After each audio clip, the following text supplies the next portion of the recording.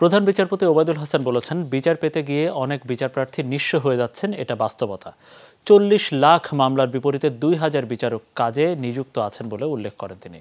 বিকেলে supreme court অডিটোরিয়ামে legal aid সংস্থার আয়োজনে বিটিভিতে একটি আইন বিষয়ক উন্নয়নমূলক অনুষ্ঠানের উদ্বোধন করে এসব কথা বলেন প্রধান বিচারপতি। তিনি বলেন, স্মার্ট বাংলাদেশ বিনির্মাণে সব নাগরিকের বিচার পাওয়ার অধিকার নিশ্চিত করতে হবে। অনুষ্ঠানে বিশেষ অতিথির বক্তব্যে আইনমন্ত্রী বলেন, সরকার দরিদ্র মানুষের জন্য আইনি সুবিধা নিশ্চিতে সারা দেশে লিগ্যাল এইড কার্যক্রম পরিচালনা করছে।